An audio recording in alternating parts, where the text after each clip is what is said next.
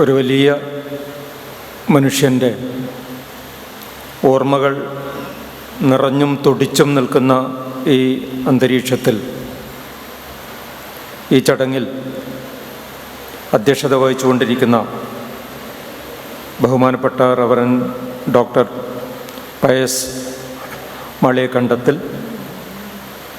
ഈ ചടങ്ങിൽ ആമുഖ ഭാഷണം നിർവഹിച്ച ബഹുമാനപ്പെട്ട ഡോക്ടർ തോമസ് പോത്തരാമൊഴി, ബഹുമാനപ്പെട്ട പ്രിൻസിപ്പൽ ഡോക്ടർ ജസ്റ്റിൻ കുര്യാക്കോസ്, ഈ ചടങ്ങിൽ പങ്കെടുക്കുന്ന അവാർഡ് ജേതാവ് മേരി ലിറ്റി, ഫാദർ പോൾ കലത്തൂർ, പ്രിയപ്പെട്ട നിബു, ആദരണീയരായ പ്രിയപ്പെട്ടവരെ, അധ്യാപകരെ, സുഹൃത്തുക്കളെ, ഏറ്റവും സ്നേഹം നിറഞ്ഞ കൂട്ടുകാരെ,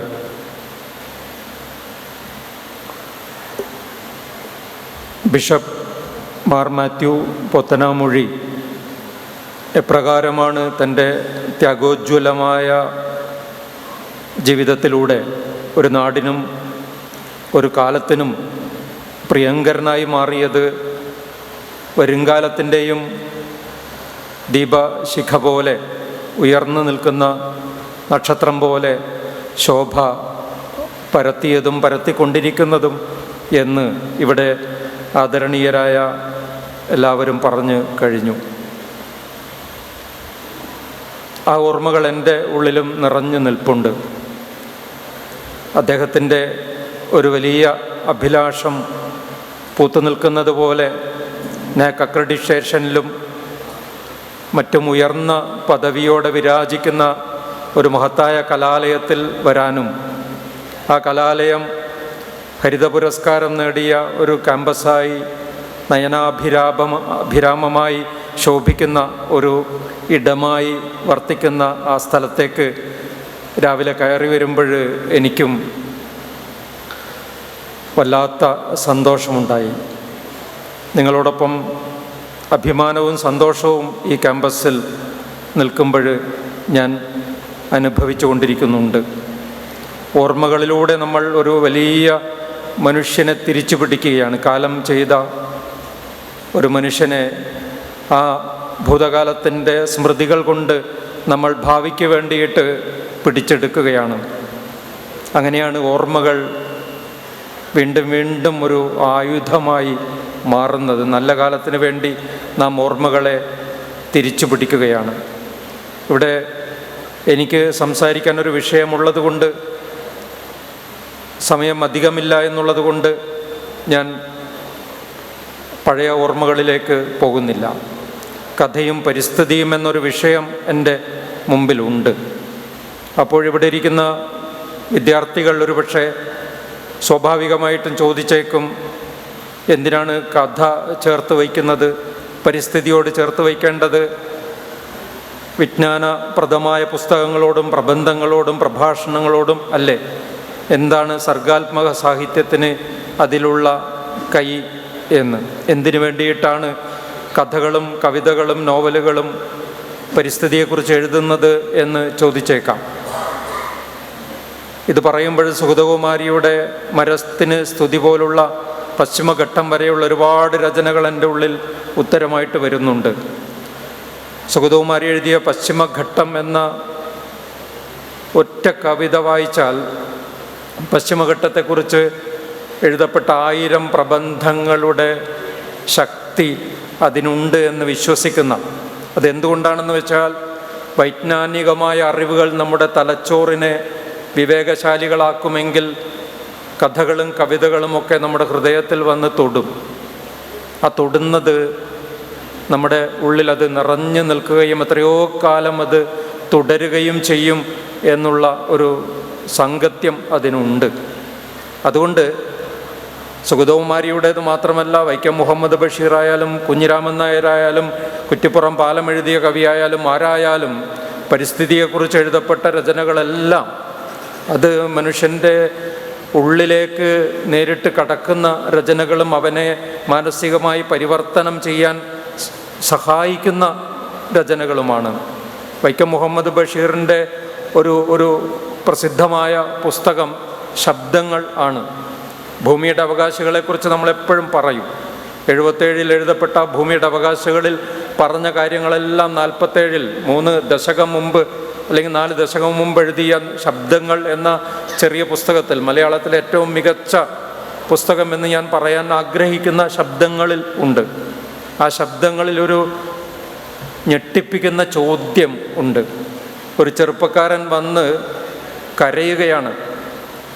ബഷീറിൻ്റെ ആത്മാംശമുള്ള അല്ലെങ്കിൽ ബഷീറിൻ്റെ തന്നെ മുന്നിൽ വന്നിട്ട് കേഴുകയാണ്, എനിക്കാരുമില്ല, ഞാൻ അനാഥനാണ്.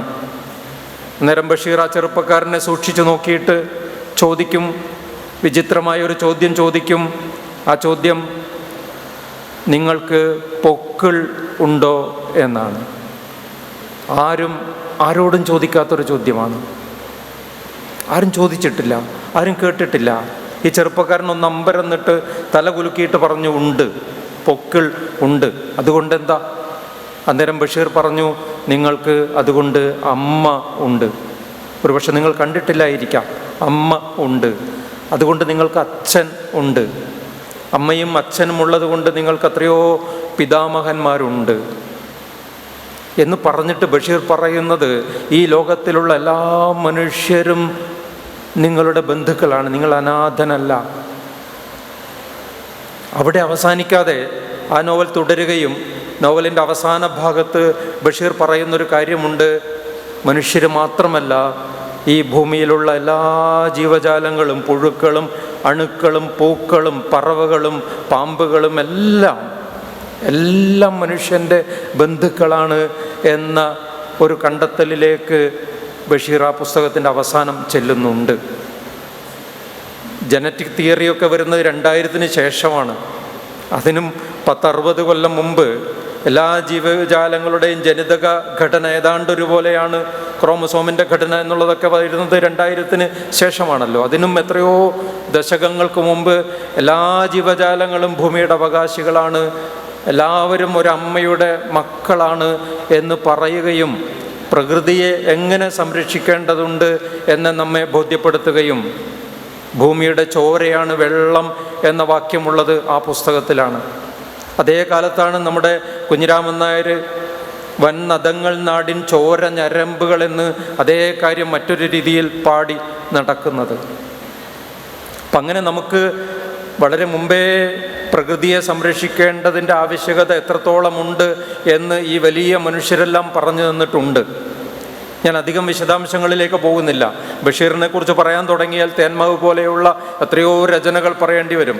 കുഞ്ഞിരാമൻ നായരാണെങ്കിൽ എൻ്റെ നാട്ടുകാരനായതുകൊണ്ട് മാത്രമല്ല, എൻ്റെ ഇഷ്ടകവിയായതുകൊണ്ട് കുഞ്ഞിരാമൻ നായരെ കുറിച്ച് പറയാൻ തുടങ്ങിയാൽ മണിക്കൂറുകളോളം പറയേണ്ടി വരും. ഐമനം ജോൺ എന്ന് പറയുന്നൊരു എഴുത്തുകാരനുണ്ട്. മലയാളത്തിലെ ഏറ്റവും മനോഹരമായ പരിസ്ഥിതി കഥകൾ എഴുതിയ ഒരാളാണ് ഐമനം ജോൺ. ഐമനം ജോണിൻ്റെ ഒരു കഥയുണ്ട്, സൗപർണികയിലെ കല്ലുകൾ. കുടജാദ്രി താഴ്വാരത്തിലൂടെ ഒഴുകുന്ന ഒരു മനോഹരമായ മൂകാംബിക ക്ഷേത്രത്തെ വലം വെച്ചൊഴുകുന്ന നദിയാണ് സൗപർണിക എന്ന നദി. ആ നദിയിൽ കുളിക്കാനും അമ്പലത്തിൽ ദർശനം നേടാനും വേണ്ടിയിട്ട് രണ്ട് പേര് യുവ മിഥുനങ്ങളായ കമലയും ശ്രീവാസ്തവയും കൂടി പോവുകയാണ്. അവർ ഈ നദിയിൽ കുളിക്കുന്നു, എന്നിട്ട് വേണം അമ്പലത്തിൽ തൊഴാൻ.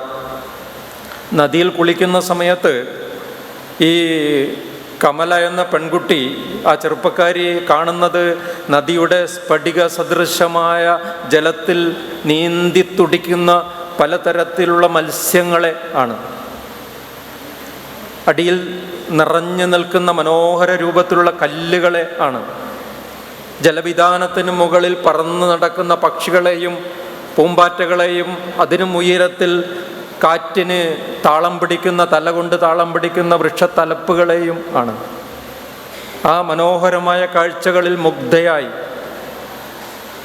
ഈറനണിഞ്ഞ് നിൽക്കുന്ന സമയത്ത് തൻ്റെ അരികിൽ കുളിച്ചുകൊണ്ടിരുന്ന തൻ്റെ പ്രിയതമൻ ശ്രദ്ധിക്കുന്നത് അടിത്തട്ടിലുള്ള മനോഹരമായ കല്ലുകളാണ് എന്ന കാര്യമാണ്. ആ കല്ലുകളിൽ നിന്ന് 3 കല്ലുകൾ അദ്ദേഹം ചെറിയ 3 കല്ലുകൾ എടുത്തു.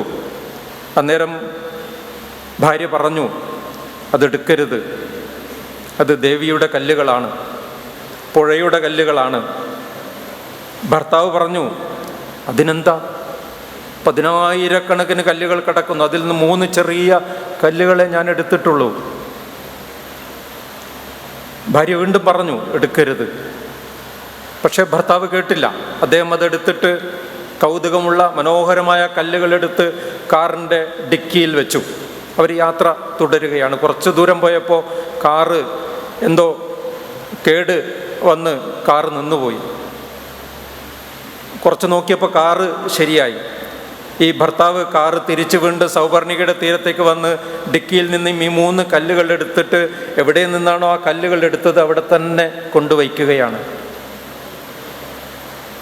ഏറ്റവും പുതിയ ശാസ്ത്രത്തിൽ കയോസ് തിയറിയൊക്കെ വെച്ചിട്ട് നമുക്കിതിനെ പഠിക്കാം. ഫിസിക്സ് PG കുട്ടികളൊക്കെ കയോസ് തിയറി പഠിക്കുന്നുണ്ട്. കാലിഫോർണിയയിലെ ഒരു ചിത്രശലഭം ചിറകടിച്ചു കഴിഞ്ഞാൽ ബോംബെയിൽ അതെങ്ങനെ ഒരു ചുഴലിക്കാറ്റായിട്ട് മാറാൻ സാധ്യതയുണ്ട് എന്നുള്ളത് കയോസ് തിയറി പറയുന്നുണ്ട്. നമ്മളിന്ന് രാവിലെ എല്ലാവരും എഴുന്നേറ്റ് രാവിലെ നോക്കുന്നത് ഇന്ന് റെഡ് അലർട്ടാണോ, ബ്ലൂ ആണോ, ഗ്രീൻ ആണോ, യെല്ലോ ആണോ എന്നാണ്. മലയാളികളുടെ ദിനസരണിയിൽ അലേർട്ടുകളുടെ കാലാവസ്ഥ എപ്രകാരം മാറി മാറി ഭയാനകമായ അവസ്ഥയിൽ എപ്പോഴാണ് ഉരുൾപൊട്ടൽ ഉണ്ടാവുക, എപ്പോഴാണ് ചുഴലിക്കാറ്റ് വരിക, എപ്പോഴാണ് പ്രളയം വരിക, എപ്പോഴാണ് കടൽ പൊങ്ങുക, അല്ലേ? ആകെ ഒരു അവ്യവസ്ഥയുടെ താളക്കേടിൻ്റെ ഭയാനകമായ ഒരു ചുഴിയിൽ അകപ്പെട്ട ജീവിതം പോലെ മലയാളിയുടെ ജീവിതം, ലോകത്തിലെല്ലാവരുടെയും ജീവിതം അനുനിമിഷം മാറിക്കൊണ്ടിരിക്കുന്നുണ്ട്. മനുഷ്യൻ തന്നെ ഉണ്ടാക്കിക്കൊണ്ടിരിക്കുന്ന വിപത്തുകളാണ്. അതിനെതിരെയുള്ള മുന്നറിയിപ്പുകളാണ് സാഹിത്യം എപ്പോഴും ചെയ്തുകൊണ്ടിരിക്കുന്നത്. ആ കാര്യത്തിൽ യാതൊരു സംശയവുമില്ല. ഈ ഭൂമിയെ നമ്മൾ രക്ഷിക്കേണ്ടതില്ല കേട്ടോ. കുട്ടികളോട് എനിക്ക് പറയാനുള്ളത്, ഈ ഭൂമിയെ രക്ഷിക്കാൻ വേണ്ടിയിട്ട് ജൂൺ 5-ാം തീയതി നമ്മൾ മരം കൊണ്ട് നടേണ്ട യാതൊരു ആവശ്യവുമില്ല. പക്ഷെ നമ്മളെല്ലാവരും മരം നടുന്നുണ്ട്. ഒരു പക്ഷെ കഴിഞ്ഞ കൊല്ലം നട്ട അതേ കുഴിയിൽ തന്നെ ഓരോ കൊല്ലവും വീണ്ടും വീണ്ടും നടുന്നുണ്ട്. അതൊക്കെ ആയിക്കോട്ടെ. പക്ഷേ ഒരു കാര്യം നമ്മൾ മനസ്സിലാക്കേണ്ടത്, ഭൂമിക്ക് മനുഷ്യൻ്റെ ആവശ്യമൊന്നും ഇല്ല. ഹോമോസാപ്പിയൻസ് എന്ന് പറയുന്ന അതൊരു സ്പീഷീസ് മാത്രമാണ്. ആയിരക്കണക്കിന് ഭൂമിയിൽ വാഴുന്ന സ്പീഷീസുകളിൽ ഒരു സ്പീഷീസ് മാത്രമാണ് ഈ ഹോമോസാപ്പിയൻസ്. ഒരു വ്യത്യാസമേ ഉള്ളൂ, വസ്ത്രം ധരിക്കുന്നുണ്ട് എന്നുള്ളൊരു വ്യത്യാസമേ ഉള്ളൂ. അല്ലാതെ പ്രകൃതിയെ സംബന്ധിച്ചിടത്തോളം നമുക്ക് വേറെ വ്യത്യാസമൊന്നും ഇല്ല. കോവിഡ് കാലത്ത് നമ്മൾ നേരിട്ട് ബോധ്യപ്പെട്ടതാണ്. കോവിഡിൻ്റെ തുടക്കകാലത്ത് നമ്മളെല്ലാവരും മുറിയടച്ചിരുന്ന് ജീവിതത്തെ, പ്രാണനെ ഭദ്രമാക്കിയപ്പോൾ നാം ജനലിലൂടെ കണ്ടതാണ്, പത്രങ്ങളിലൂടെ, മാധ്യമങ്ങളിലൂടെ നമ്മൾ അറിഞ്ഞതാണ്. എന്ത്? പുറത്ത് വന്യജീവികളും പൂമ്പാറ്റകളും എല്ലാം അത്യുജ്വലമായ ശോഭയോടുകൂടെ പറക്കുകയും ആകാശം ഫാക്ടറികളൊക്കെ പൂട്ടിയതുകൊണ്ട് തെളിയുകയും, കാശ്മീരിൽ നിന്നിട്ട് ഹിമാലയം കാണാം, ഡൽഹിയിൽ നിന്നിട്ട് ഹിമാലയം കാണാം, അന്തരീക്ഷ മലിനീകരണമൊക്കെ ഇല്ലാതാവുകയും ഗംഗാ നദിയിലൂടെ ഡോൾഫിൻ മത്സ്യങ്ങൾ വരികയും, ഇതൊക്കെ നിങ്ങൾ വായിച്ചതല്ലേ? മറന്നുപോയോ? പ്രകൃതിയാകെ നവോഢയെ പോലെ ഇങ്ങനെ ചിരിച്ചു മതിച്ചു ഉയർന്നു വന്നത് മനുഷ്യൻ അല്പം മാറി നിന്നപ്പോൾ. അങ്ങനെയാണെങ്കിൽ മനുഷ്യൻ എന്നേക്കുമായിട്ട് മാറി നിൽക്കുകയാണെങ്കിലോ? നിങ്ങളൊരു കാര്യം മനസ്സിലാക്കണം, പ്രകൃതിക്ക് മനുഷ്യന് ആവശ്യമില്ല, നമുക്കാണ് പ്രകൃതിയെ ആവശ്യം. സിയാറ്റിൽ മൂപ്പൻ പണ്ടേ അത് പറഞ്ഞു വെച്ചിട്ടുണ്ട്. എന്താ പറഞ്ഞത്? ഭൂമി നമ്മുടേതല്ല, നാം ഭൂമിയുടേതാണ്. ഈ ഒരു കാര്യം ഗാന്ധിജിയും എംഗൽസും മാസും ഇവരൊക്കെ എല്ലാവരും പറഞ്ഞു വെച്ചിട്ടുണ്ട്. ഞങ്ങളുടെ നാട്ടിലെ തെയ്യം, പ്രധാനപ്പെട്ട തെയ്യങ്ങളിലൊന്ന് തൊണ്ടച്ചൻ തെയ്യമാണ്, വയനാട്ടുകുലവൻ തെയ്യം. ഈ തൊണ്ടച്ചൻ തെയ്യം ഭക്തജനങ്ങൾ അനുഗ്രഹിക്കുന്ന നേരത്ത് പറയുന്നൊരു വാക്യമുണ്ട്, അരിഞ്ഞു കുടിക്കല്ലേ കറന്നു കുടിക്കേ എന്ന് പറഞ്ഞുകൊണ്ടിരിക്കും. എന്താ അതിൻ്റെ അർത്ഥം? പശുവിൻ്റെ അകിട് കറന്നു കുടിക്കണം, പാല്. അരിഞ്ഞാലോ നിറയെ പാലുണ്ട്, നമുക്ക് സമയമില്ല, നമുക്കൊരു റീല് കാണാനുള്ള നേരമേ ഉള്ളൂ, 2 മിനിറ്റ്. അപ്പം അതുകൊണ്ട് കറന്നെടുക്കാനുള്ള നേരമില്ല. അതുകൊണ്ട് എന്നാൽ അരിഞ്ഞു കളയാം, പാലൊന്നിച്ചെടുക്കാം. അരിഞ്ഞാൽ കുതിച്ചു വരുന്നത് പാലല്ല, ചോരയാണ്. ഉരുൾപൊട്ടലിൽ നാം അരിഞ്ഞ് വെച്ചിരിക്കുകയാണ് എല്ലായിടത്തും. ഉരുൾപൊട്ടൽ എന്ന വിധം കുതിച്ചു വരുന്നത് ചോരയായിരിക്കും. ദൈവം പണ്ടേ പറഞ്ഞു വെച്ചിട്ടുണ്ട്, അരിഞ്ഞു കുടിക്കല്ലേ, കറന്നു കുടിക്കേ. പക്ഷെ നമുക്ക് അത് കേൾക്കാനുള്ള ഒരു ബുദ്ധി ഉദിച്ചിട്ടില്ല. ഇപ്പോഴും നമ്മളതിൻ്റെ പിന്നാലെ തന്നെയാണ്. ഒരുപക്ഷെ നിങ്ങളെല്ലാവരും 8ാം ക്ലാസ്സിൽ എൻ്റെ 2 മത്സ്യങ്ങൾ എന്ന പാഠം വായിച്ച കുട്ടികളായിരിക്കും ഇവിടെ ഇരിക്കുന്നത് എന്ന് ഞാൻ മനസ്സിലാക്കുന്നു. ഈ 2 മത്സ്യങ്ങൾ എന്ന കഥ ഞാൻ എഴുതുമ്പോൾ നിങ്ങൾ ആലോചിച്ചിട്ടുണ്ടോ? ഇത് അഴകനും പൂവാലിയും എന്ന 2 മത്സ്യങ്ങൾ സംസാരിക്കുന്ന, അവരുടെ പ്രണയമൊക്കെ വരുന്നൊരു കഥയാണല്ലോ. ഈ മത്സ്യത്തെക്കുറിച്ചുള്ള കഥ മത്സ്യങ്ങൾക്ക് വായിക്കാൻ വേണ്ടി എഴുതിയതാണോ? ഈ 8ാം ക്ലാസ്സിലെ പാഠപുസ്തകം കൊണ്ടുപോയിട്ട് വെള്ളത്തിലിട്ട് കൊടുത്ത മത്സ്യങ്ങളൊക്കെ ഓടി വന്ന് വായിക്കും എന്നാണോ നിങ്ങൾ വിചാരിച്ചു വെച്ചിരിക്കുന്നത്? അല്ല, അത് മനുഷ്യന് വായിക്കാൻ വേണ്ടിയിട്ടാണ്. മത്സ്യങ്ങളുടെ ആവാസ വ്യവസ്ഥ സംരക്ഷിക്കണം എന്ന് പറയുമ്പോൾ ആ കഥയിലൂടെ ഞാൻ പറയുന്നത് എല്ലാ ജീവജാലങ്ങളുടെയും ആവാസ വ്യവസ്ഥ സംരക്ഷിക്കണമെന്നാണ്. അതിലൂടെ പറയുന്നത് മനുഷ്യന് നിലനിൽക്കണമെന്നാണ്. മനുഷ്യന് നിലനിൽക്കാൻ വേണ്ടിയിട്ടാണ്. തേനീച്ചകളും പൂമ്പാറ്റകളും മണ്ണിരകളും ഒന്നുമില്ലെങ്കിൽ മനുഷ്യൻ ബാക്കിയാവുമോ? മണ്ണിരകളും പൂമ്പാറ്റകളും തേനീച്ചകളും ഒന്നും, ഞാനൊരു പ്രബന്ധത്തിലെടുത്ത് വായിച്ചത്, തേനീച്ചകൾ ഇല്ലാതായി കഴിഞ്ഞാൽ 4 മണിക്കൂർ കഴിഞ്ഞാൽ മനുഷ്യൻ എന്ന വംശം ഉണ്ടാവില്ല എന്നാണ്. തേനീച്ചകൾക്ക് നിലനിൽക്കാൻ പറ്റാത്തൊരു സാഹചര്യം ഉണ്ടായാൽ, അപ്പോൾ തേനീച്ചകളും മണ്ണിരകളുമൊക്കെ വേണമെന്ന് നമ്മൾ പറയുന്നത്, സിംഹവാലൻ കുരങ്ങ് വേണമെന്ന് പറയുന്നത് എന്തിനു വേണ്ടിയിട്ടാണ്? നേരത്തെ ഇവിടെ സാറ് പറഞ്ഞല്ലോ പ്രാണവായു എന്നൊരു കഥ. എറണാകുളത്ത് നിന്നാണ് 2015 ഒരു വായനക്കാരൻ എന്നെ വിളിച്ചത്. ഒരുപാട് അഭിനന്ദനങ്ങൾക്കിടയിൽ ഒരു ശകാരം. അങ്ങനെ ഉണ്ടാവുമല്ലോ, എഴുത്തുകാർക്ക് ശകാരങ്ങളും കിട്ടും. താങ്കൾ ഏത് വെള്ളരിക്ക പട്ടണത്തിലാണ് ജീവിച്ചിരിക്കുന്നത്? ഇങ്ങനെയുള്ള വിഡ്ഢിത്തങ്ങൾ എഴുതുന്നത് എന്തിനാണ്? 2022 ഒരാൾ എന്നെ വിളിക്കുന്നു, എറണാകുളത്ത് നിന്നാണ്, ഒരു ചെറുപ്പക്കാരൻ. സാറേ എനിക്ക് മാപ്പ് തരണം. ഞാൻ ചോദിച്ചു എന്തിനാ? അദ്ദേഹം പറഞ്ഞു, സാറേ 2015 സാറിനെ ഞാൻ വിളിച്ച് പരിഹസിച്ചിട്ടുണ്ട്, ചീത്ത വിളിച്ചിട്ടുണ്ട്, തെറ്റിപ്പോയി. പ്രാണവായു എഴുതിയിട്ട് 7 കൊല്ലം കഴിയുമ്പോഴേക്കും ഇങ്ങനെ സംഭവിക്കുമെന്ന് ഞാൻ സ്വപ്നത്തിൽ പോലും വിചാരിച്ചിട്ടില്ല. എനിക്ക് മാപ്പ് തരണം. ഞാൻ പറഞ്ഞു, സുഹൃത്തെ, മാപ്പ് തരാൻ ഞാൻ ആരാണ്? ഒരു മനുഷ്യന് മറ്റൊരാൾ മാപ്പ് കൊടുക്കാൻ ആരാണ്? ഞാൻ ആരുമല്ല. ഞാൻ എൻ്റെ ഭയങ്ങളും എൻ്റെ ഉദ്വേഗങ്ങളും എൻ്റെ ഉത്കണ്ഠകളുമാണ് എഴുതുന്നത്. ഇതൊന്നും സംഭവിക്കാൻ വേണ്ടി എഴുതുന്നതല്ല. എൻ്റെ പല കഥകളും ഇതുപോലെ, നീരാളിയം പോലെ പല കഥകളും പിന്നീട് സംഭവിക്കുന്നത് കണ്ട്, മരക്കാപ്പിലെ തെയ്യങ്ങളും ഒക്കെ സംഭവിക്കുന്നത് കണ്ടിട്ട് ഞാൻ ഭയചിത്തനായിട്ടുണ്ട്. ഞാൻ പറഞ്ഞു, ഇതൊന്നും സംഭവിക്കാൻ വേണ്ടി എഴുതുന്നതല്ല. കൊച്ചുകുട്ടികൾ ഓടിക്കളിക്കുമ്പോൾ അമ്മമാർ നിലവിളിക്കുന്നില്ലേ, മോനെ മോളെ ഓടല്ലേ, വീഴും, തലപൊട്ടും, കാലുപൊട്ടും, കിണറ്റിൽ വീഴും. അങ്ങനെ സംഭവിക്കാൻ വേണ്ടിയിട്ടാണോ അമ്മ തലയിൽ കൈവച്ച് നിലവിളിക്കുന്നത്? അല്ലല്ലോ. ഒരിക്കലും സംഭവിക്കരുത് എന്ന പ്രാർത്ഥനയാണ്. പരിസ്ഥിതി കഥകൾ ഓരോന്നും വീണ്ടും വീണ്ടും എഴുതുമ്പോൾ ഞാൻ അങ്ങനെ പ്രാർത്ഥിക്കുകയാണ് ചെയ്യുന്നത്.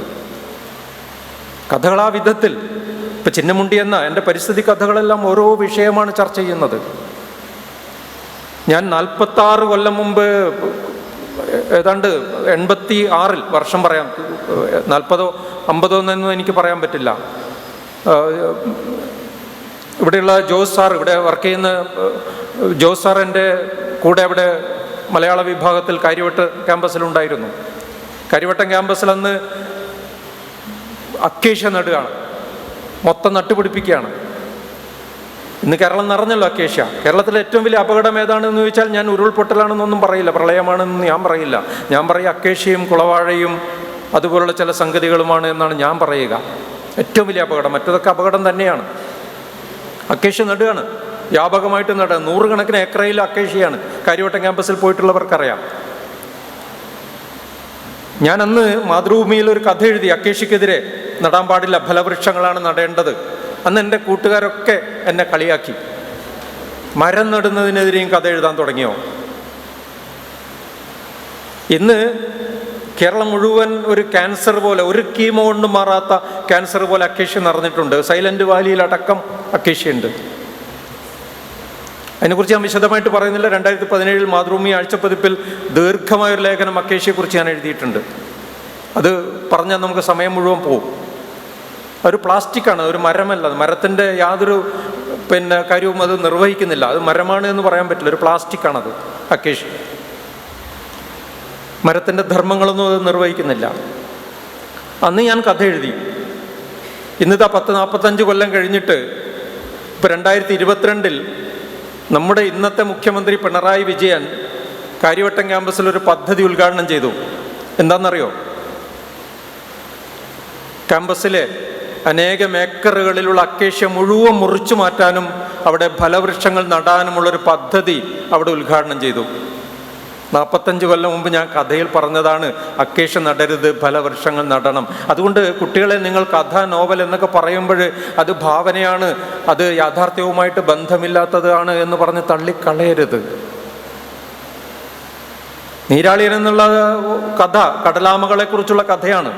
കടലാമകളെക്കുറിച്ചുള്ള കഥ ഞാൻ എഴുതുന്നത് എൻ്റെ വീട്ടിനടുത്തുള്ള മരക്കാപ്പ് കടപ്പുറത്ത് മുട്ടയിടാൻ വരുന്ന ഒലീവ് റെഡ്ലി എന്ന് പറയുന്ന ഒരു 50-60 കിലോ വരുന്ന ആമകളാണ്. അവിടെ നെയ്തൽ എന്ന കടലാമ സംരക്ഷണ കേന്ദ്രം നടത്തുന്നത് മുഴുവൻ എൻ്റെ വിദ്യാർത്ഥികളാണ്. അവരെന്നെ ഇടയ്ക്ക് വിളിക്കും, ഞാൻ പോകും. അങ്ങനെ പോയപ്പോഴാണ് ഒരു തവണ ഞാൻ അറിയുന്നത്, ഞെട്ടലോട് കൂടിയിട്ട് അറിയുന്നത്, അവിടെ വന്ന സയൻറ്റിസ്റ്റുകൾ പഠനം നടത്തിയിട്ട് പറഞ്ഞൊരു കാര്യം. അതായത് കടലാമകളുടെ മുട്ട വിരിയുന്ന സമയത്ത് ചൂട് അനുസരിച്ചിട്ടാണ് മുട്ട ആണോ പെണ്ണോ ആയിട്ട് മാറുന്നത്. മറ്റു ജീവജാലങ്ങളെപ്പോലെ സ്കാൻ ചെയ്ത്, നേരത്തെ ഗർഭപാത്രം സ്കാൻ ചെയ്ത് കുഞ്ഞാണാണോ പെണ്ണാണോ എന്നും ആമകളെ സംബന്ധിച്ചിടത്തോളം മനസ്സിലാവില്ല. 29 ഡിഗ്രി സെൽഷ്യസ് വരെയാണ് അന്തരീക്ഷത്തിലെ താപനില എങ്കിൽ മുട്ട വിരിയുന്ന സമയത്ത് അത് ആൺകുഞ്ഞുങ്ങളായിട്ട് മാറും. 34 ഡിഗ്രി സെൽഷ്യസ് വരെയാണ് അന്തരീക്ഷത്തിലെ താപനില എങ്കിൽ കുഞ്ഞുങ്ങൾ പ്രായേണ പെൺകുഞ്ഞുങ്ങളായിട്ട് വിരിയും. ഓക്കെ, 34 കടന്നാലോ? 34 ഡിഗ്രി ചൂട്. ഇപ്പോൾ നമുക്കറിയാം കേരളത്തിൽ കഴിഞ്ഞ കൊല്ലങ്ങളിൽ എത്രയാണ് ചൂട് എന്നറിയാം. 24 ലോകത്തിലെ ഏറ്റവും ചൂട് കൂടിയ വർഷമാണ് എന്ന പ്രവചനം വന്നിട്ടുണ്ട്. 34 ഡിഗ്രി സെൽഷ്യസിലും കൂടിയാൽ മുട്ടകൾ മിക്കവാറും ചീഞ്ഞു പോകാനാണ് സാധ്യത. 2013 ഈ കഥ എഴുതി, 14 ഇംഗ്ലീഷിൽ വന്നു, മറ്റു ഭാഷകളിൽ പോയി. 19-20 ആകുമ്പോഴേക്കും കടലാമകൾ വരാണ്ടായി മുട്ടയിടാൻ. ഇപ്പോൾ വളരെ കുറച്ചേ വരുന്നുള്ളൂ. വന്നാൽ പലതും മുട്ട ചീഞ്ഞു പോകും. 100-150 മുട്ടകളുടെ ഒരാമ. അങ്ങനെയാണ് നീരാളിയൻ എന്നൊരു കഥ 2013 എഴുതുന്നത്. ആഗോള താപനം എന്ന് പറയുന്നൊരു വിഷയം ആദ്യമായിട്ട് ഒരു കഥയിൽ വരുന്നത് മലയാളത്തിൽ, ഒരുപക്ഷെ ഇന്ത്യൻ ഭാഷകളിൽ എന്ന് ഒരു നിരൂപകൻ ചൂണ്ടിക്കാണിച്ചിട്ടുണ്ട്. ഈ നീരാളിയൻ എന്ന് പറയുന്നത് എൻ്റെ വീട്ടുമുറ്റത്ത്, എൻ്റെ വീട്ടിൽ നിന്ന് ഒരു 3-4 കിലോമീറ്റർ അപ്പുറത്തുള്ള കടൽ തീരത്താണ് ഒലീവ് റെഡ്ലി വിഭാഗത്തിൽപ്പെട്ട ഈ ആമകൾ മുട്ടയിടാൻ വരുന്നത്. നോക്കൂ, പ്രകൃതിയിലെ ഒരു അത്ഭുതം എന്നൊക്കെ പറയുന്നത് ഈ ആമകൾ മുട്ടയിടാൻ രാത്രിയേ വരുള്ളൂ. രാത്രി വരുന്ന സമയത്ത് ഈ വരുന്ന വഴിയൊക്കെ ഇത് മായ്ച്ചുകൊണ്ടാണ് വരിക. ഇതിൻ്റെ ചുവടുകൾ ആളുകൾക്ക് മനസ്സിലാവാതിരിക്കാം. മുട്ട ആളുകൾ മാന്തിയെടുക്കും, കുറുക്കൻ മാന്തിയെടുക്കും, ആളുകൾ ഇത് കൊണ്ടുപോയി തിന്നും. അപ്പം ശത്രുക്കളെ ഒരു കാമൂഫ്ലാഷ് ഉണ്ടാക്കാൻ വേണ്ടിയിട്ട് വന്ന വഴികളൊക്കെ ഇത് മായ്ക്കും. എന്നിട്ട് കുഴിയെടുത്തിട്ട് മുട്ടയിടും. മുട്ടയിട്ടിട്ട് അമർത്തി വയ്ക്കും. അമർത്തി വെച്ച് കഴിഞ്ഞാൽ അവിടെ പാടുണ്ടാവും. അത് കാണാതിരിക്കാൻ വീണ്ടും പൂഴി ഇങ്ങനെ തേവും. വന്ന വഴി മായ്ക്കും. എവിടെ മുട്ടയിട്ടു എന്ന് മനസ്സിലാവില്ല. ഈ മുട്ടയിട്ടിട്ട് ആമകൾ പോവും. ഈ കുഞ്ഞുങ്ങൾ വിരിഞ്ഞു വന്നാലോ ചെറിയ കറുത്ത എണ്ണയിൽ മുക്കിയതുപോലെ തോന്നും. ഈ എല്ലാ കുഞ്ഞുങ്ങളും നേരെ കടലിലേക്ക് പോകും. നമ്മൾ എത്ര തിരിച്ചു നിർത്തിയാലും ദിശ മാറിപ്പോവില്ല. മുട്ടയിൽ നിന്നും വിരിഞ്ഞ ഉടനെ കുഞ്ഞുങ്ങൾക്ക് അറിയാം എങ്ങോട്ടാണ് പോകേണ്ടത് എന്ന്. പ്രകൃതിയിൽ എല്ലാ ജീവജാലങ്ങളും അങ്ങനെയാണ് അല്ലേ? ആനയായാലും പുള്ളിമാനായാലും പ്രസവിച്ച ഉടനെ കുഞ്ഞുങ്ങൾ എഴുന്നേറ്റ് പോവും. മനുഷ്യനെ പോലെ അശരണരായ 1-2 അല്ല 10-20 വർഷമായാലും കുഞ്ഞുങ്ങൾക്ക് പിന്നെയും അച്ഛനും അമ്മയും പിന്നാലെ നിൽക്കണം, പഠിപ്പിച്ചു കൊടുക്കണം, വടിയെടുത്ത് കുളിക്കാൻ പറഞ്ഞേക്കണം. പക്ഷേ മറ്റു ജീവജാലങ്ങൾ അങ്ങനെയല്ല. വലിയ വിവേകമുണ്ട് ഈ ജീവികൾക്കൊക്കെ. ഈ കുഞ്ഞുങ്ങളിങ്ങനെ കടലിൽ പോയാലോ 16-20 കൊല്ലം കഴിയുമ്പോൾ അതിലെ പെണ്ണാമകൾക്ക് മുട്ടയിടാനുള്ള കാലമാകുന്ന സമയത്ത് ഈ പെണ്ണാമകൾ എവിടെ പോയി മുട്ടയിടും? ഇതേ മാതൃതീരത്തേക്ക് വരും. ഇന്ത്യയുടെ നേർക്ക് വരും, കേരളത്തിൻ്റെ നേർക്ക് വരും, കാസർഗോഡ് ജില്ലയുടെ നേർക്ക് വരും. കാസർഗോഡ് ജില്ലയിലെ മറ്റ് പഞ്ചായത്തുകളിലേക്കൊന്നും പോവാതെ നേരെ മരക്കാപ്പ് കടപ്പുറത്ത് വന്നിട്ട് മുട്ടയിടും. എന്തൊരു അത്ഭുതമാണ്! ഇതെങ്ങനെയാണ് കടലിലൂടെ ഇത്ര 1000 കിലോമീറ്ററുകൾ സഞ്ചരിച്ചിട്ട് വഴിതെറ്റാതെ തിരിച്ചു വരുന്നത്? ആർട്ടിക് ടേൺ എന്ന് പറയുന്ന ഒരു പക്ഷി ഉത്തരധ്രുവത്തിൽ നിന്നും ദക്ഷിണ ധ്രുവത്തിലേക്ക് പറക്കും, 6 മാസം കൊണ്ട് തിരിച്ചും പറക്കും. വഴി തെറ്റുന്നുണ്ടോ? സൽമൺ മത്സ്യങ്ങൾ, എത്ര മത്സ്യങ്ങൾ, 2 മത്സ്യങ്ങൾ എന്ന കഥയിലെ മത്സ്യങ്ങൾ മുട്ടയിടാൻ പോകുന്നില്ലേ? വഴി തെറ്റുന്നുണ്ടോ? കുന്ന് കയറിയാണ് പോകുന്നത്. ഭാവനയല്ല, എൻ്റെ വീട്ടിനടുത്തുള്ള സ്ഥലമാണ്, എൻ്റെ ജില്ലയിലുള്ള സ്ഥലമാണ്. ചീമേനിയിലെ ശൂലാപ്പുകാവും കൗവായിക്കാലും ഒക്കെ അവിടെ ഉള്ളതാണ്. അവിടെ ഒരുപാട് കുട്ടികൾ വന്നിട്ട് ഈ 2 മത്സ്യങ്ങൾ എന്ന കഥയിലെ സ്ഥലം കാണാൻ വരുന്നുണ്ട്. എൻ്റെ കഥകളിലൊന്നും ഭാവനയില്ല കേട്ടോ, എല്ലാം യാഥാർത്ഥ്യങ്ങളാണ്. അപ്പം അങ്ങനെ എഴുതപ്പെടുന്ന, അപ്പം ചിന്നമുണ്ടി എന്ന് പറയുന്ന ഒരു കഥ എഴുതുന്നത് ഇതേ സ്ഥലത്ത്, ചിന്നമുണ്ടി എന്ന് പറയുന്ന ഈ മരക്കാപ്പ് കടപ്പുറത്ത് 2 മത്സ്യങ്ങളുടെ തുടക്കം അവിടെയാണ്. നീരാളിയൻ അവിടെ ഉണ്ടായ കഥയാണ്. അവിടെയാണ് ചിന്നമുണ്ടി എന്ന് പറയുന്നൊരു കൊക്കിനെ കുറിച്ച് ഞാനൊരു കഥ എഴുതിയത്. ഈ അധിനിവേശ സസ്യങ്ങളും ജീവജാലങ്ങളും പ്രകൃതിയിൽ ആഫ്രിക്കൻ ഒച്ചുമൊക്കെ, ഞാൻ ആ കഥ എഴുതുന്ന സമയത്ത് 2016 ആഫ്രിക്കൻ ഒച്ച ആ പ്രദേശത്തൊന്നും ഉണ്ടായിരുന്നില്ല. ഇന്ന് 2024 ഞങ്ങളുടെ കാഞ്ഞങ്ങാട് പ്രദേശം മുഴുവൻ ഈ ആഫ്രിക്കൻ ഒച്ച് നിറഞ്ഞ് കവിഞ്ഞിരിക്കുന്നു. എൻ്റെ വീട്ടുമുറ്റത്ത് തെങ്ങിൻ്റെ മുകളിലും കവുങ്ങിൻ്റെ മുകളിലും ചെടികളുടെ മുകളിൽ മുഴുവൻ ആഫ്രിക്കൻ ഒച്ചാണ്. ഭയങ്കര വിപത്തുണ്ടാക്കുന്ന ഒരു ജീവിയാണത്. കഥ എഴുതുന്ന സമയത്ത് ആ പ്രദേശത്തൊന്നും ആഫ്രിക്കൻ ഒച്ച ഉണ്ടായിരുന്നില്ല. അപ്പം ചിന്നമുണ്ടി എന്നൊരു കഥ, അതിൽ പല വിഷയങ്ങളും വരുന്നുണ്ട്. അധിനിവേശ ജീവജാലങ്ങളുടെ കടന്നുകയറ്റമാണ് മുഖ്യ വിഷയം. ഈ കഥ ഒരു രചന എങ്ങനെ ആളുകളെ സ്പർശിക്കുന്നു എന്ന് പറഞ്ഞുകൊണ്ടാണല്ലോ നമ്മൾ തുടങ്ങിയത്. പ്രബന്ധം പോരെ എന്ന് ചോദിച്ചുകൊണ്ടാണ് തുടങ്ങിയത്. പ്രബന്ധമല്ല. ഞാൻ എൻമഗജയിൽ വരുന്ന എൻഡോസൾഫാൻ എന്ന വിഷയത്തെക്കുറിച്ച് എത്ര ലേഖനം എഴുതിയിട്ടുണ്ട് എന്ന് നിങ്ങൾക്ക് വല്ല തിട്ടവുമുണ്ടോ? ഉണ്ടാവാൻ സാധ്യതയില്ല. ഞാൻ 70 ലേഖനങ്ങൾ എഴുതിയിട്ടുണ്ട്. അതിൽ കൂടുതലും വന്നത് മാതൃഭൂമി ആഴ്ചപ്പതിപ്പിലും മറ്റുമാണ്. എന്തിനാണ് ഒരു മനുഷ്യനിങ്ങനെ ഇരുന്നിട്ട് 70 ലേഖനങ്ങൾ എഴുതുന്നത് തുടർച്ചയായിട്ട്? ആ നിസ്വരായ ജനതയുടെ കുഞ്ഞുങ്ങളുടെ വൈഷമ്യങ്ങളെയും അവരുടെ അവകാശങ്ങളെയും ഭരണകൂടത്തെയും ജനങ്ങളെയും ബോധ്യപ്പെടുത്താൻ നിരന്തരം ഇങ്ങനെ എഴുതിക്കൊണ്ടിരിക്കുകയാണ്. പക്ഷെ അതൊന്നും വായനക്കാർ ഓർക്കുന്നില്ല. വായനക്കാർ എൻമകജിയാണ് ഓർക്കുന്നത്, അല്ലേ? ചിന്നമുണ്ടി എന്നൊരു കഥ വായിച്ചിട്ട് അതിലെ കൊക്ക്, ഞാനൊരു ദിവസം അതിലൂടെ നടന്നു പോകുമ്പോൾ പയനാടൻ നെല്ല് അന്വേഷിച്ച് പോയതാണ്. അത് വേറൊരു വിചിത്ര നെല്ലാണ്. അതന്വേഷിച്ച് പോയി, അത് കൃഷി നിന്നുപോയി. സാധാരണ നെല്ല് 3 മാസം കൊണ്ട് വിരിയും, ഇത് 10 മാസം വേണം. 8 അടി ഉയരത്തിൽ നെല്ല് വളരും. വെള്ളപ്പൊക്കം വന്നാൽ പിന്നെയും വളരും. അത്ഭുത നെല്ലാണ് അത്. ഞങ്ങളുടെ നാട്ടിലെ പൊട്ടൻ തെയ്യം എന്ന് പറയുന്ന ഏറ്റവും പ്രധാനപ്പെട്ട തെയ്യം കാവൽ നിന്ന നെല്ലാണ്. അന്വേഷിച്ച് പോകുമ്പോൾ ഒരു കൊക്കൻ്റെ പിന്നാലെ വന്നു. ഞാൻ ഒറ്റക്കാണ്, എൻ്റെ സുഹൃത്തുക്കൾ വേറെ ദൂരെയാണ്. ഞാൻ നടക്കുമ്പോൾ അത് നടക്കും, ഞാൻ നിൽക്കുമ്പോൾ അത് നിൽക്കും. അതെന്തോ ശബ്ദിക്കാൻ ശ്രമിക്കുന്നുണ്ട്. ഞാൻ തിരിഞ്ഞു നിന്നിട്ട് അതിനോട് ചോദിച്ചു, കൊക്കിനോട് ചോദിച്ചു, നിനക്ക് എന്തെങ്കിലും എന്നോട് പറയാനുണ്ടോ? അന്നേരം അതെന്തോ ശബ്ദം ഉണ്ടാക്കി. ഞാൻ വീണ്ടും ചോദിച്ചു, പറഞ്ഞോളൂ, എന്നോട് പറഞ്ഞോളൂ. അപ്പോൾ എന്തോ ശബ്ദം ഉണ്ടാക്കി, എനിക്ക് മനസ്സിലാവുന്നില്ല. അതെന്തോ ശബ്ദം ഉണ്ടാക്കിയിട്ട് പറന്നുപോയി. ഒരുപക്ഷെ നിങ്ങൾക്കൊരിക്കലും ഞങ്ങളുടെ ഭാഷ മനസ്സിലാവില്ല, മനുഷ്യന് എന്നായിരിക്കാം എന്നെ ശപിച്ചുകൊണ്ട് അത് പറന്നു പോയത്. പക്ഷെ അതെൻ്റെ ഉള്ളിൽ ആണ് ആ പക്ഷി ചേക്കേറിയത്. അതുണ്ടാക്കിയ അസ്വാസ്ഥ്യത്തിൽ നിന്നാണ് ചിന്നമുണ്ടി എന്ന കഥ പറഞ്ഞത്. കഥയുടെ അവസാനം ഈ കഥാനായകൻ ഇങ്ങനെ ഒറ്റക്ക് ദുഃഖിതനായി ഇരിക്കുമ്പോൾ ഈ കൊക്ക് വന്ന് അടുത്തടുത്തേക്ക് ഭയമില്ലാതെ വന്ന് അവസാനം ഈ കഥാനായകൻ്റെ മടിയിൽ തലവെച്ച് കിടക്കുമ്പോൾ ഇയാളിങ്ങനെ തലോടുകയാണ്. അതിനെ തലോടി കുറച്ച് കഴിയുമ്പോൾ വിളിച്ച മിണ്ടുന്നില്ല. മനസ്സിലായി അത് അതിൻ്റെ അവസാനത്തെ ഉറക്കമാണ്, ഉറങ്ങാൻ വന്നത് എന്ന് മനസ്സിലാവുന്നിടത്ത് കഥ അവസാനിക്കുകയാണ്. അപ്പോൾ ഈ കഥ വായിച്ചിട്ട് ഒരുപാട് പ്രതികരണങ്ങളുണ്ടായി. അതിലൊരു പ്രതികരണത്തെക്കുറിച്ചാണ് ഞാൻ പറയാൻ ഉദ്ദേശിക്കുന്നത്. അത് ഒരു ഫോൺ വിളി. ഇത് ചന്ദ്രനാണ്. ഞാൻ ചോദിച്ചു, ഏത് ചന്ദ്രനാണ്? TV ചന്ദ്രൻ എന്ന് പറയും. ഞാൻ ഒരു ഞെട്ടി. ഞാൻ ചോദിച്ചു, പൊന്തന്മാടയും സൂസന്നയും ഡാനിയും ഒക്കെ ചെയ്ത TV ചന്ദ്രനാണോ? അദ്ദേഹം പറഞ്ഞു അതെ. ഞാൻ ചോദിച്ചു, എന്താ സാർ വിളിച്ചെന്താ? അദ്ദേഹം പറഞ്ഞു, ഞാൻ മാതൃഭൂമി ആഴ്ചപ്പതിപ്പിൽ നിൻ്റെ ഒരു കഥ വായിച്ചു, ചിന്നമുണ്ടി. അത് വായിച്ചിട്ട് വല്ലാതെ സങ്കടം വന്നു. എനിക്ക് കുറച്ചു നേരം ഒരു മുറിയുടെ മൂലയിലിരുന്നിട്ട് കരയണം എന്ന് തോന്നി. എന്നിട്ട് ഞാനൊരു മുറിയുടെ മൂലയിലിരുന്നിട്ട് കുറച്ചു നേരം കരഞ്ഞു. എന്നിട്ട് നിൻ്റെ നമ്പർ കിട്ടാൻ നോക്കി, പലരോടും ചോദിച്ചു, കിട്ടിയില്ല. അവസാനം കോഴിക്കോട് മാതൃഭൂമിയിൽ വിളിച്ചിട്ടാണ് നിൻ്റെ നമ്പർ എടുത്തിട്ട് ഞാൻ വിളിക്കുന്നത്. നോക്കൊരു പരിസ്ഥിതി കഥയുണ്ടാക്കുന്ന ഒരു പ്രതികരണമാണിത്. ഒരു വലിയ സംവിധായകൻ ഇരുന്ന് കരയണമെന്ന് തോന്നുന്നു. പക്ഷെ അതൊരു പ്രബന്ധത്തിന് കിട്ടില്ല. പ്രബന്ധം വൈജ്ഞാനികമായ വലിയ അറിവുകൾ നമുക്ക് തരും. അതാവശ്യമാണ്, അത്യാവശ്യമാണ്. ഞാൻ ഒരുപാട് പ്രബന്ധങ്ങൾ എഴുതിയിട്ടുണ്ട്. പക്ഷേ സർഗാത്മക രചനകൾക്ക് നമ്മുടെ ഹൃദയത്തെ തൊടാനുള്ള, വല്ലാതെ ഒരു ആഴത്തിൽ തൊടാനുള്ള ഒരു ജന്മഗജയെ വായിച്ചതിൻ്റെ പ്രതികരണം ഇവിടെ പറഞ്ഞില്ല. ഞാൻ കുറച്ച് നേരം കൂടി പറഞ്ഞിട്ട് അവസാനിപ്പിക്കാം. ജന്മഗജ എന്ന നോവൽ വായനക്കാരിൽ ഉണ്ടായിട്ടുള്ള പ്രതികരണത്തെക്കുറിച്ച് എനിക്കൊരു പുസ്തകം തന്നെ എഴുതാനുണ്ട്. ഞാനത് എഴുതില്ല എങ്കിൽ പോലും അത്രമാത്രം.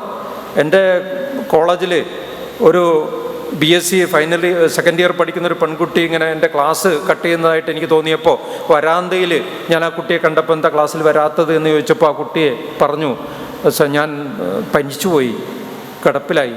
ഓ അതെയോ, എന്താ പറ്റിയെന്ന് ചോദിച്ചു. അന്നേരം ആ കുട്ടി പറഞ്ഞു, സാറിൻ്റെ ജന്മഗജ വായിച്ചതാണ്.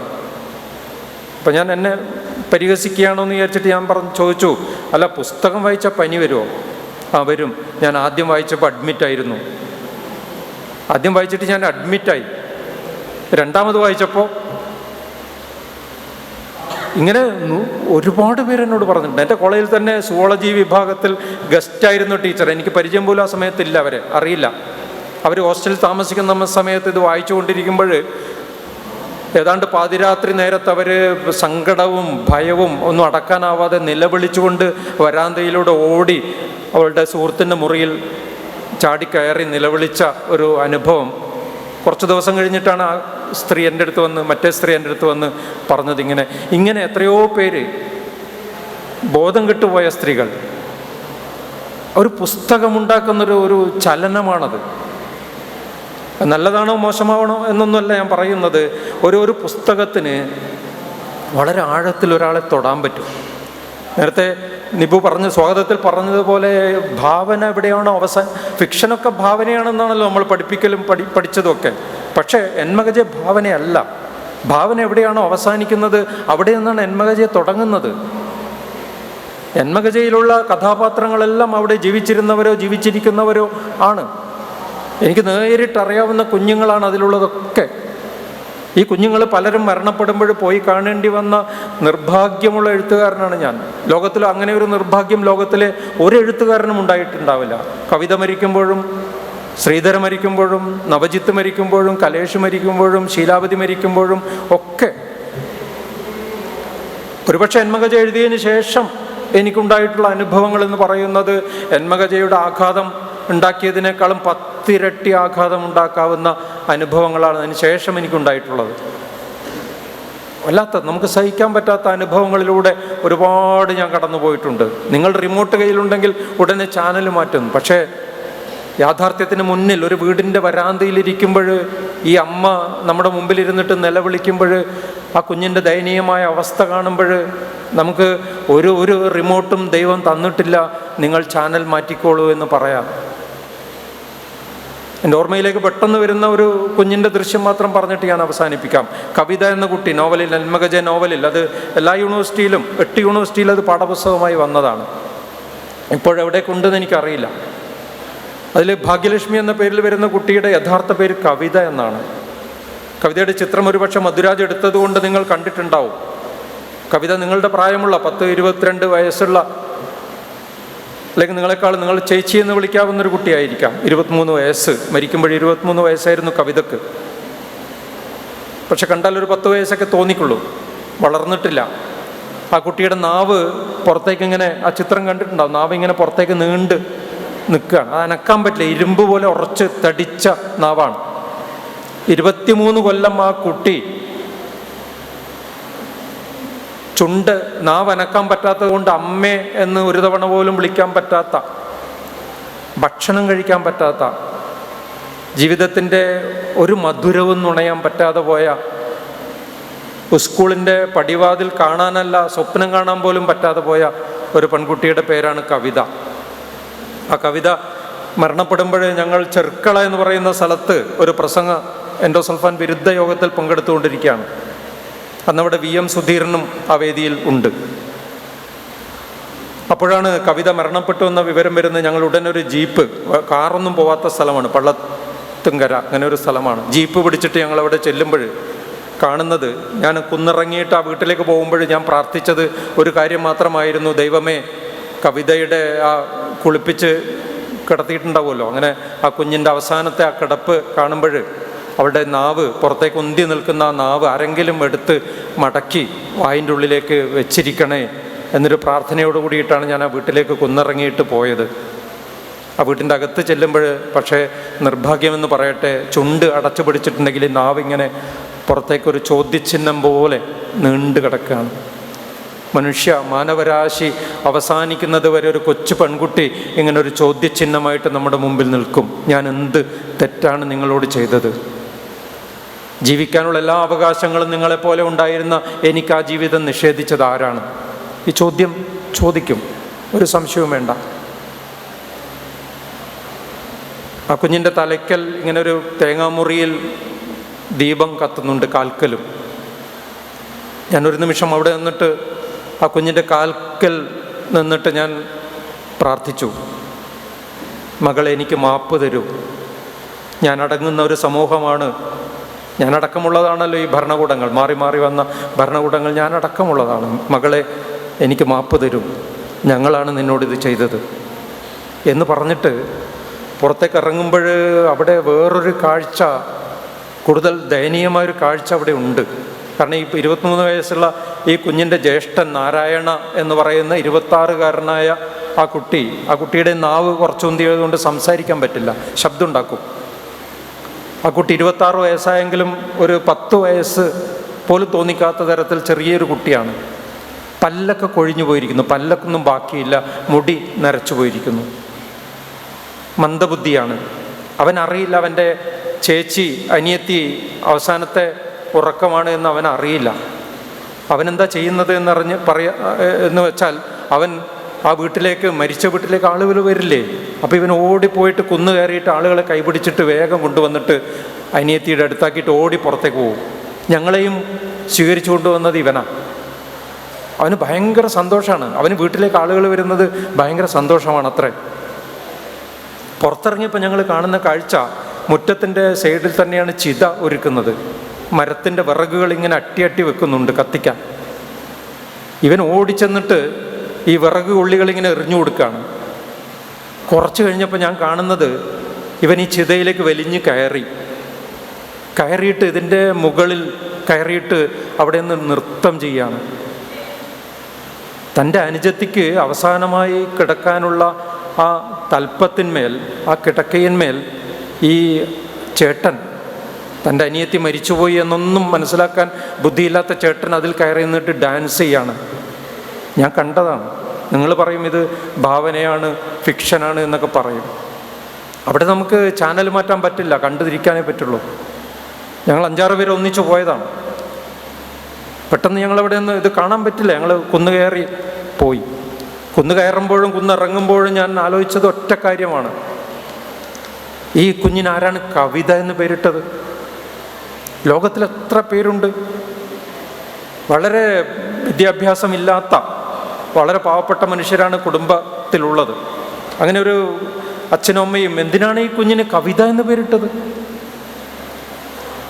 കുന്ന് കയറുമ്പോൾ മുഴുവൻ എൻ്റെ ഉള്ളിൽ ഈ ചോദ്യമായിരുന്നു. കുന്നിറങ്ങുമ്പോൾ എനിക്ക് ഉത്തരം കിട്ടി. എനിക്ക് മനസ്സിലായി, ലോകത്തിൽ ഇന്ന് വരെ ഇത്ര മൂർച്ചയേറിയ ഒരു കവിത എഴുതപ്പെട്ടിട്ടില്ല. അത് കുട്ടിയുടെ ജീവിതമാണ്. ഇത്ര മൂർച്ചയുള്ളൊരു കവിത എഴുതപ്പെട്ടിട്ടില്ല. ഇങ്ങനെ ശ്രീധരയുടെ വീട്ടിലായാലും ശീലാവതി 35 കൊല്ലാണ് ആ കുഞ്ഞ് കടന്നത്. 8ാമത്തെ വയസ്സ് മുതൽ കിടക്കുകയായിരുന്നു. വല്ലാത്തൊരു അവസ്ഥയാണ് ഓരോ തവണ പോയപ്പോഴും. അതുപോലുള്ള ശ്രീധര മരണപ്പെട്ടപ്പോഴും, നവജിത്ത് മരണപ്പെട്ടപ്പോഴും, കലേഷ്, എത്രയോ കുഞ്ഞുങ്ങൾ, വിചിത്രമായ ഉടലുകളോട് കൂടിയിട്ടുള്ള കുഞ്ഞുങ്ങൾ, അവരുടെ അമ്മമാർ. 10-25 കൊല്ലമായിട്ട് ഇവർക്കിടയിലൂടെ അലഞ്ഞതിൻ്റെ ഒരു അനുഭവം എനിക്കുണ്ട്. ഞാൻ നോവൽ അല്ല എഴുതിയത്, അതൊരു നോവലായിരുന്നു. എഴുതില്ല എന്ന് തീരുമാനിച്ചൊരു പുസ്തകമായിരുന്നു, എഴുതേണ്ടി വന്നതാണ്. അപ്പം അങ്ങനെ ഒരു പുസ്തകം, പരിസ്ഥിതി പുസ്തകം. ആലോചിച്ച് നോക്കൂ, എന്തിനാണ് വികസനം എന്ന് പറഞ്ഞിട്ട് ഈ ജനങ്ങളുടെ മേലെ വിഷം കൂരി ഒഴിച്ചത്? 300 കോടി രൂപ കടം കിട്ടും ലോകബാങ്കിൽ നിന്നും പറഞ്ഞിട്ട് എന്തിനാണ് അക്കേഷ്യ കൊണ്ടുവന്ന് നട്ടത്? വികസനത്തെ നമ്മൾ എതിർക്കുന്നില്ല, പക്ഷേ ഇമാതിരി വികസനം എന്തിനാണ് കേരളത്തിൽ? അതിനെയാണ് നമ്മൾ പരിസ്ഥിതി പ്രവർത്തകർ എതിർക്കുന്നത്. എൻഡോസൾഫാൻ എത്ര തലമുറകളിലേക്കാണ്? നിങ്ങളിവിടെ സുരക്ഷിതമായി ഇരിക്കുകയാണ്. ഈ മാതൃഭൂമിയിൽ കഴിഞ്ഞ ആഴ്ച വന്നത് എൻമകജ എല്ലാ ഗ്രാമത്തിൻ്റെയും പേരാണ് എന്നാണ്. അത്രമാത്രം വിഷം നിറച്ച പച്ചക്കറികളാണ് വന്നുകൊണ്ടിരിക്കുന്നത്. നമ്മൾ കഴിക്കുന്ന പച്ചക്കറികളിലും ധാന്യങ്ങളിലുമൊക്കെ എൻഡോസൾഫാൻ അടക്കമുള്ള വിഷങ്ങളുണ്ട്. അതുകൊണ്ടാണ് എല്ലാ ജില്ലകളിലും വൈകല്യമുള്ള കുട്ടികൾ പിറക്കുന്നത്. അത് കുറച്ചധികമാണ് കാസർഗോഡ് എന്നേ ഉള്ളൂ. കാസർഗോഡ് മാത്രമായിട്ടൊരു പ്രത്യേകതയൊന്നുമില്ല. അതാണ് നോവലിലൂടെ ഞാൻ പറയാൻ ശ്രമിച്ചത്. ഞാൻ അവസാനിപ്പിക്കുകയാണ്. കുറേ കാര്യങ്ങൾ പറയാൻ മനസ്സിലേക്ക് വരുന്നുണ്ട്. ഒരുപാട് കുഞ്ഞുങ്ങൾ എന്നെ പറയൂ, എന്നെ മറന്നോ എന്ന് ചോദിച്ചിട്ട് എൻ്റെ മനസ്സിലേക്ക് വരുന്നുണ്ട്. ഞാൻ അതിലേക്കൊന്നും പോകുന്നില്ല. അത് കുറേ കൂടെ സങ്കടമാണ്. പറയാൻ തുടങ്ങിയാൽ എനിക്ക് തന്നെ പ്രയാസം വരും. ഒന്നും പറയുന്നില്ല. രൂപേഷ് എന്നൊരു കുട്ടിക്ക് 21 വയസ്സായിരുന്നു. നിങ്ങളുടെ പ്രായമല്ലേ 21 വയസ്സ്? അറിയില്ല, കുറവാകും കൂടുതലാവാം. ആ കുട്ടിയെ കണ്ടാൽ നിങ്ങൾക്ക് 21 വയസ്സ് എന്ന് പറയാൻ പറ്റുമോ? ഇത്രയേ ഉള്ളൂ. 1 വയസ്സ് പോലും തോന്നിക്കില്ല. എണീറ്റ് നിൽക്കാൻ തുടങ്ങിയിരുന്നു ഞാൻ കാണുമ്പോൾ, മരിക്കാനാവുമ്പോൾ. എണീറ്റ് പിടിച്ച് നിന്നാൽ അപ്പം വീഴും. തൊണ്ട തുറന്നിട്ടില്ല. ഒരു ചെറിയ സൂചി ദ്വാരം മാത്രമേ ഉള്ളൂ. 1 സ്പൂണ് വെള്ളമാണ് 3 നേരം. പിന്നെ എങ്ങനെ വളരും? ആ കുട്ടിക്ക് നിങ്ങളെപ്പോലെ കോളേജുകളിലും, എൻ്റെ മക്കളെപ്പോലെ, നിങ്ങളുടെ മക്കളെപ്പോലെ കോളേജുകളിലും ഒക്കെ പഠിക്കാൻ ആഗ്രഹം ഉണ്ടാവില്ലേ? പക്ഷെ ആ കുഞ്ഞ് എപ്പോഴും ബാല്യദശയിൽ പോലും എത്തിയിട്ടില്ല. 21 വയസ്സായിട്ട് ആ കുഞ്ഞ് മരിച്ചപ്പോൾ ഞാൻ വീട്ടിൽ പോയി. അച്ഛനെ കണ്ടു. അമ്മ പുറത്തേക്ക് വന്നില്ല. ഒരാഴ്ച കഴിഞ്ഞ് ഞാനും വീണ്ടും പോയി. എനിക്ക് 10-35 കിലോമീറ്റർ ഡ്രൈവ് ചെയ്തിട്ട് പോകണം. ഹെന്മകജയിലെത്താൻ എനിക്ക് 2.5 മണിക്കൂർ ഡ്രൈവ് ചെയ്യണം. എൻ്റെ വീട്ടിനടുത്തൊന്നുമല്ല, ജില്ല ഒന്നാണെങ്കിലും. ഹെന്മകജയിലേക്ക് ഞാൻ 100 തവണ പോയി. ഹെന്മകജ നോവൽ എഴുതിയതിന് ശേഷമാണ് ഞാൻ പോയിക്കൊണ്ടിരിക്കുന്നത്. രോഗികളെ കാണാനും അവർക്ക് ചികിത്സാ സൗകര്യങ്ങൾ നൽകാനും മറ്റു പല കാര്യങ്ങൾ ചെയ്യാൻ വേണ്ടിയിട്ടും. എൻ്റെ പുസ്തകങ്ങളിൽ നിന്നുള്ള റോയൽറ്റി എത്രയോ വർഷമായിട്ട് എനിക്ക് കിട്ടുന്ന അവാർഡ് തുകകളെല്ലാം ഈ കുഞ്ഞുങ്ങളുടെ ചികിത്സക്കാണ് കൊടുത്തുകൊണ്ടിരിക്കുന്നത്. ലക്ഷക്കണക്കിന് രൂപയാണ് ഞാൻ ഈ കുഞ്ഞുങ്ങളുടെ ചികിത്സയ്ക്ക് വേണ്ടി കൊടുത്തുകൊണ്ടിരിക്കുന്നത്. എന്തുകൊണ്ടാണ്? അത് എൻ്റെ എഴുത്ത് എന്ന് പറയുന്നത് എൻ്റെ സമര വഴിയാണ്, എൻ്റെ സമര മാർഗമാണ്. അതുകൊണ്ടാണ്. ഈ കുഞ്ഞുങ്ങളുടെ അവസ്ഥ കണ്ടിട്ടാണ്. ഇത്രയും ചികിത്സിക്കാൻ മാർഗമില്ലാത്ത ഒരുപാട് കുട്ടികളുണ്ട്. ഇപ്പോൾ 2ാമത്തെ ആഴ്ച ഞാൻ കുറച്ച് സാമ്പത്തികവുമായിട്ട് ഈ അമ്മയെ കാണാൻ പോയി. അമ്മ എന്നെ കണ്ട ഉടനെ ഓടി വന്ന് എൻ്റെ ബെഞ്ചിൽ, എൻ്റെ പുറത്ത് മുറ്റത്ത് എൻ്റെ ബെഞ്ചിൽ ഇരുന്നു, എൻ്റെ അടുത്ത് ബെഞ്ചിലിരുന്നു. എന്നിട്ട് അമ്മ പറയാണ്, കേട്ടോ പക്ഷേ ഈ ലോകത്തിലുള്ള ഏറ്റവും ഭാഗ്യം ചെയ്ത അമ്മ ഞാനാണ്. ഞാൻ അമ്പരന്നു. 1 വയസ്സുള്ള 21കാരനെ ഓർത്തിട്ടാണ് ഈ അമ്മ അഭിമാനിക്കുന്നത് എന്ന് സന്ദേഹിച്ചു. അന്നേരം അമ്മ എന്നോട് പറയാം, പക്ഷേ എനിക്ക് മടിയിൽ 21 കൊല്ലം എൻ്റെ മടിയിൽ തന്നെ കിട്ടി. ലോകത്തിലൊരമ്മയ്ക്കും കുഞ്ഞിനെ 2 കൊല്ലത്തിലപ്പുറം മടി കിട്ടില്ല. കുഞ്ഞിറങ്ങി ഓടി കളിക്കുമല്ലോ, പിന്നെ മടിയിലൊന്നും, കുറച്ച് വലുതായ മടിയിലേ ഇരിക്കില്ല. എനിക്ക് 21 കൊല്ലം ലോകത്തിലൊരമ്മയ്ക്കും കിട്ടാത്ത ഭാഗ്യം എനിക്കുണ്ടായി. 21 കൊല്ലം എൻ്റെ കുഞ്ഞിനെ ഞാൻ മടിയിൽ വെച്ചു. എന്നിട്ട് പറഞ്ഞു, മാഷ എനിക്ക് ഒരു വലിയ സങ്കടമുണ്ട്. ഞാൻ ചോദിച്ചു, എന്താ? നേരെ അമ്മ പറഞ്ഞു, അവന് ഒരാഴ്ചയായിട്ട് മാന്നുപോലൊരു ശബ്ദം, അവൻ്റെ തൊണ്ടയിൽ നിന്നും ചെറിയൊരു ശബ്ദം ഇങ്ങനെ വരുന്നുണ്ടായിരുന്നു. അവൻ വൈകാതെ എന്നെ 1 പ്രാവശ്യമെങ്കിലും അമ്മേ എന്ന് വിളിക്കും എന്നൊരു പ്രതീക്ഷ എനിക്കുണ്ടായിരുന്നു. പക്ഷെ അത് നടന്നില്ല എന്നും പറഞ്ഞിട്ട് ഈ അമ്മ എൻ്റെ അടുത്തിരുന്നിട്ട് ഉറക്കെ നിലവിളിക്കുകയാണ്. നമുക്ക് ആ നിലവിളി ഏത് ഭാഷ കൊണ്ട് എഴുതാൻ പറ്റും? ഏത് പരിച കൊണ്ട് തടുക്കാൻ പറ്റും? ഏത് റിമോട്ട് കൊണ്ട് നമുക്ക് ആ ദൃശ്യത്തിൻ്റെ ചാനൽ മാറ്റാൻ പറ്റും? ഹെന്മകജ എന്ന നോവൽ എഴുതിയതിന് ശേഷം അതിൻ്റെ 10 ഇരട്ടി ആഘാതമുണ്ടാക്കുന്ന 3-4 പേരാണത് സിനിമയാക്കാൻ വന്നത്. ഈ അടുത്ത കാലത്ത് കർണാടകത്തിൽ നിന്നും വലിയ സാമ്പത്തിക ഓഫറുമായിട്ടൊരു സംഘം വന്നതാണ്. ജയകുമാർ സാറ് ചീഫ് സെക്രട്ടറി ആയിരുന്ന അദ്ദേഹം ഒരു സിനിമ ചെയ്യാൻ അടുത്ത കാലത്ത് എന്നോട് പറഞ്ഞതാണ്. അദ്ദേഹം സംവിധാനം ചെയ്യാമെന്നും. ഞാൻ പറഞ്ഞു, അത് സിനിമ ആരും ചെയ്യണ്ട, സിനിമ ചെയ്യാനുള്ളതല്ല പുസ്തകം. അതിൻ്റെ വേദനയുടെ ഒരു വെളിപ്പെടുത്തലാണ്, ഒരു നോവലാണ്. പരിസ്ഥിതി നമ്മൾ എഴുതുന്നത് വെറുതെ പുസ്തകം എഴുതാൻ വേണ്ടിയിട്ടോ, ഞാനിതാ തീർക്കുകയാണ്, പുസ്തകം എഴുതാൻ വേണ്ടിയിട്ടോ ഭാവനയെ അലങ്കരിക്കാനോ അല്ല. നാം പ്രകൃതിയിലേക്ക് മടങ്ങിയേ പറ്റൂ. പ്രകൃതിയിൽ നിന്നും അകന്നതാണ് നമ്മുടെ എല്ലാ ദുരന്തങ്ങൾക്കും കാരണം. ജന്മഗജ നോവലിലെ അവസാനം ഒരു കഴുത കയറി വരുന്നുണ്ട്. മഹാഭാരതത്തിലൊരു കഥാപാത്രമാണ്. മഹാഭാരതത്തിലെ ഏറ്റവും ബുദ്ധിമാനായ മനുഷ്യനാരാണ് എന്ന് ചോദിച്ചാൽ നിങ്ങൾ വിദുരരാണ്, ഭീഷ്മരാണ് എന്നൊക്കെ പറയും. പക്ഷെ അതൊന്നുമല്ല കേട്ടോ കുട്ടികളെ. നിങ്ങൾ മഹാഭാരതം ഒറിജിനൽ വായിക്കുക. 12 വോളിയുമുണ്ട്. കുത്തിയിരുന്ന് നിർത്താതെ വായിച്ചാൽ 3 മാസം 4 മാസം വേണ്ടി വരും. ഞാൻ 2 തവണ അത് വായിച്ചിട്ടുണ്ട്. അതിൽ ഒരു കഴുത വന്നിട്ട് സംസാരിക്കുന്നുണ്ട് കുറേ അധ്യായങ്ങൾ. അത് വായിച്ചു കഴിഞ്ഞാൽ നമ്മുടെ ജീവിതാകം മാറിപ്പോവും. നമ്മൾ വായിച്ചു കഴിഞ്ഞാൽ വേറെ മനുഷ്യനാവും. ഞാനങ്ങനെ ആയിപ്പോയിട്ടുണ്ട്. ആ കഴുതയാണ്. ആ കഴുതയുടെ ബുദ്ധിവൈഭവത്തെക്കുറിച്ചൊന്നും ഞാൻ പറയുന്നില്ല. മഹാഭാരതം അതൊരു ലോകത്തിലുണ്ടായിട്ടുള്ള ഏറ്റവും മികച്ച സാഹിത്യ പുസ്തകമാണ്. ഏതെങ്കിലും ഒരു മതവുമായിട്ട് അതിന് ബന്ധമുണ്ട് എന്ന് ഞാൻ ഒരിക്കലും തോന്നിയിട്ടില്ല എനിക്ക്. അത് ലോകത്തിൽ എഴുതപ്പെട്ട ഏറ്റവും മികച്ച സാഹിത്യ പുസ്തകമാണ്. കരമസോ ബ്രദേഴ്സായിരുന്നു അത് എനിക്കതുവരെ. പക്ഷേ ഇത് വായിച്ചപ്പോൾ ഇതുണ്ടാക്കിയ കിടിലം മറ്റൊരു പുസ്തകത്തിന് ഉണ്ടാക്കാൻ പറ്റില്ല എന്ന് എനിക്ക് തോന്നിയിട്ടുണ്ട്. കിടിലം കൊണ്ടുപോകും ഈ കഴുത പറയുന്നതൊക്കെ കേട്ട് കഴിഞ്ഞു. അത്രമാത്രം ഗംഭീര ബുദ്ധിശാലിയായ, മഹാഭാരതം വായിച്ച ഒരാളും മറ്റൊരാളെ കഴുതയെന്ന് വിളിക്കില്ല. മഹാഭാരതം വായിച്ച ആരും കഴുത എന്ന് വിളി കേട്ടാൽ സങ്കോചിക്കില്ല, അഭിമാനിക്കുകയേ ഉള്ളൂ. ആ കഴുതയാണ് നോവലിൻ്റെ അവസാനം കയറി വന്നിട്ട് എനിക്ക് ചിലത് പറയാനുണ്ട് എന്ന് പറയുമ്പോൾ നോവൽ അവസാനിക്കുന്നു. ആ പറയാനുള്ളത് നിങ്ങളുടെ ഉള്ളിലുണ്ടാവേണ്ട ഉത്തരങ്ങളാണ്. ഈ ഹരിത ക്യാമ്പസിൽ വന്നിട്ട് നിങ്ങളോടും എനിക്ക് പറയാനുള്ളത്, 2 മത്സ്യങ്ങൾ പഠിച്ച ജന്മഗജ വായിച്ചിട്ടുള്ള നിങ്ങളോടും എനിക്ക് പറയാനുള്ളത്, ഇത്തരം ഒരുപാട് ചോദ്യങ്ങളും ഉത്തരങ്ങളും നിങ്ങളുടെ മനസ്സിൽ വിരിയട്ടെ എന്ന് മാത്രമാണ്.